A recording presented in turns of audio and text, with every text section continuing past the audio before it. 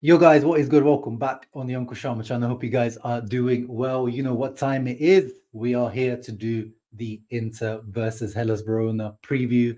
Tomorrow, by the way, the match is at 11:30 a.m. UK time kickoff. So make sure you know these early kickoff times sometimes catch you by surprise. They do catch me sometimes. So make sure you know that. But before we get into the Hellas Verona game, fresh news that's been official since last night. Of course, the boy from Brampton, Tajon Buchanan, was officialized as a new Inter player. And here he is. If you haven't seen him in the official Inter outfits that they're given by Moncler, um, looking nice, looking happy, drippy for his new adventure at Inter. And they also did a great announcement video. Intermedia House cooked up something nice with Tajon, in this kind of chamber, getting, almost like Dragon Ball Z vibes of getting regenerated or something. And this kind of opening his eyes, snake eyes effect. I really like the video. And so, yeah, I mean, if you guys know my thoughts and opinions on Tajon as a player. Of course, if you haven't, check out my scout report video that I made last week on it. Player wise, profile wise, he's the right person in terms of age, cost, very cheap, 7 million plus bonuses, maybe 10 adding up. Like, yes, for Inter and Serie A, maybe that's expensive, but that's not expensive at all. 24 years of age, Canada international, pace, dribbling ability, but needs to do a lot of work on his final ball, output, goals, assists. We need to see improvement on that defensively. Tactically, he's going to need to do a lot of work. I'm not fully convinced that he's going to be the right wing back starter for Inter, even if Denzel Dumfries leaves. But I'm happy to be proven wrong by it. But I am behind him. I want him to succeed. He will get my support, and he hopefully will get time as well to develop under Inzaghi. And Inzaghi usually is quite good at developing these wing backs, especially as we've seen over the years with DiMarco, Denzel Dumfries himself. So yeah, hope it goes well. And then that was the incoming news and outgoing news. Lucien Agoumé was also pretty much official. It's not official, but it's close to official as we've got. He was being fought between Marseille and Sevilla for a loan with option to buy. In the end, Sevilla won because Agoume himself preferred Sevilla over Marseille, which was a surprise, gutsy move by him, because he could have gone to Marseille, where they have Gennaro Gattuso, a guy who speaks Italian. I'm sure you might have started a conversation with him. French, of course, French team, so comfort for him, home language, home country.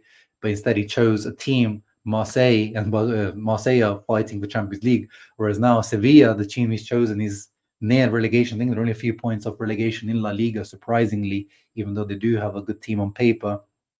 So, struggling team. Doesn't know the language, of course, not too dissimilar from Italian and French, but still. So yeah, he's made a gutsy decision. He's probably going to. It looks like he's chosen it because he's likely to get more playing time over there in Spain. But we'll have to see about that. His decision making since his time at Inter has been a bit weird. Apparently in the summer he rejected some clubs in Italy that offered him a loan. He wanted to be in France, and then now he's ended up going to Spain. So I don't know.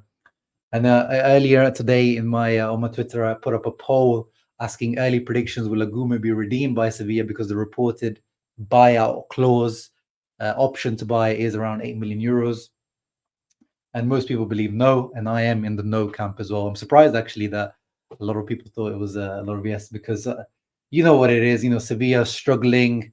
They're buying a 20-year-old midfielder to come in and save them. Even if he does well, what's really the likelihood of them redeeming him? But I get the same time, Sevilla usually a very good selling club. 8 million euros. He could easily, if he does well, you could easily see him being sold for 20, 30 million plus, as they always do. I mean, again, to reiterate, if you follow me on this channel, you'll know I do like Agoume, and I do think he's got the technical ability for sure to become a good regista in his position. He's kind of shown it in some of his Ligue 1 stints, but again, is he going to be into starter material? Is he going to be a regret level? Maybe financially, as in, like, I'm sure, as I said, other clubs are definitely better at selling than Inter, especially when it comes to young players. But I don't think we're going to be like, losing sleep over this, but I do regret the way Inter have used Agoume. But yeah, where do you stand on this kind of early poll? Is Agoume going to be redeemed by Sevilla in the summer or not? Let me know in the comments down below. Well, actually, quickly forgot to one thing I want to talk about Buchanan. He chose the number 17 to wear Inter, which recently, as Inter data have pointed out here, is not been worn by the most successful players at Inter. Gary Medel actually, he obviously was in the Bandera, but actually, for what the context was, Gary Medel wasn't too bad. But Jan Karamo, didn't really work out. Kuzmanovic, oh my goodness.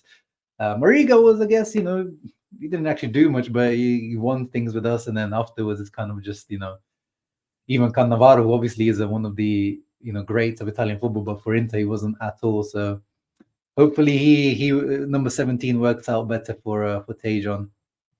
But anyway, let's move on to the match preview for tomorrow's game. As I said, early kickoff. Watch out.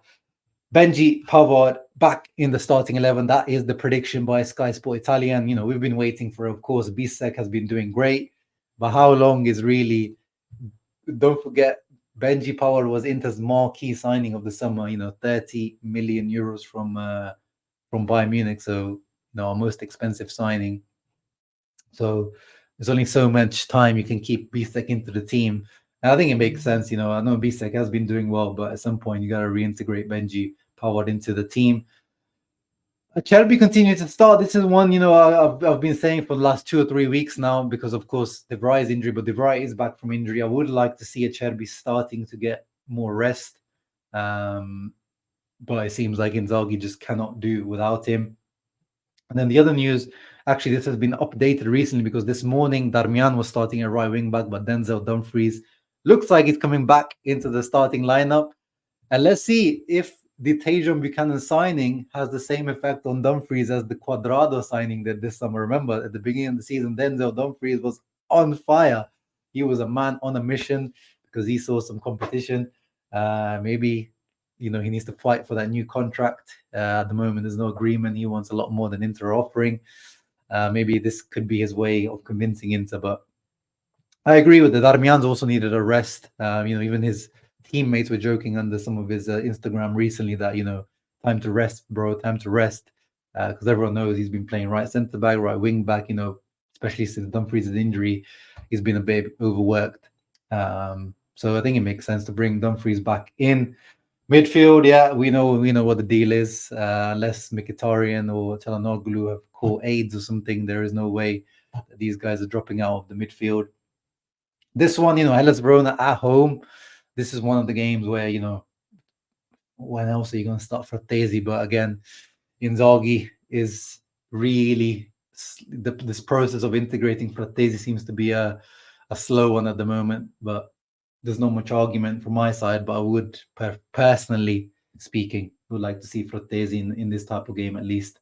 Carlos Augusto continues because Di Marco is back. Di Marco is back, just like Lautaro is back. But Di Marco maybe not as ready as Lautaro is from the start, because Lautaro is starting with Thuram up front, which is great to see. This was the prediction once Lautaro's injury. All the media outlets predicted that he would be back for Hellas Verona. So that's great to see. Obviously, he won't have the full 90 minutes in his legs, but we've missed him. We've missed him for sure. So it's great to see him back. Carlos Augusto actually needs to kind of. He didn't have a great performance against Genoa. I think he needs to have a better one to just kind of push Di Marco for his starting spot. But yeah, overall, really, really good lineup. This is the type of lineup we want to see. And it's great that, obviously Buchanan's not available yet because of visa issues. He'll be available from the next one. But obviously, this is the great news that the injury list has now cleared up. Cuadrado, obviously, we can just sign him off for the season, really. No one suspended. So really, yeah, off the bench, Inzaghi has a lot of options tomorrow if things don't work out in the first half an hour or, first half plus to change things around. Speaking of Hellas Verona, they don't play a 3-5-2, 3-4-3 anymore, which is, they've been their formation for a few years now. They've kind of changed up a little bit.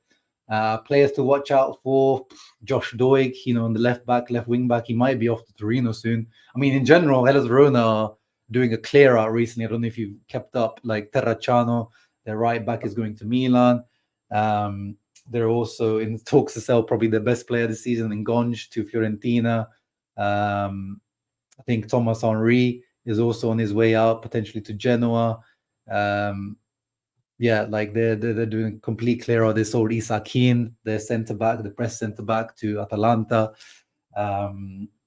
Hongla, the centre mid, is also like, yeah, because they're in a bit of a financial trouble. But it also seems like they're just giving up on like Serie A because you know, such a clear out. What they're going to be bringing in? I mean, whereabouts are they right now? Are they 17th or 18th? Let's have a quick look. So yeah, they're just over. I mean, this is just by goal difference, I think, over Cagliari. So they still can save themselves, but it seems like they're focusing on being financially stable before safety for some reason. But yeah, especially due to all these players leaving, and even the players like Ngonj, who might have his head turned now. You know, I'm expecting to beat this. I mean, even generally, even the strongest Hellas Verona would expect to beat. So I expect us to beat this Atalanta Hellas Verona team. The guy to watch out for Apronia always, Ngonj, scored a few goals, really good left foot on him, good dribbling ability. Duda, you guys might remember we were linked maybe like 7-8 years ago. We used to be linked with Duda. I think he's a Czech Republic player. That's about it, really. Not much to talk about. I'm expecting a win. Yes, there's an early kickoff. Those because will be tricky, but more the away ones than the home ones. I'm expecting a clean sheet and I'm expecting a convincing win. I'm going to go for a 3-0 win with Lautaro returning.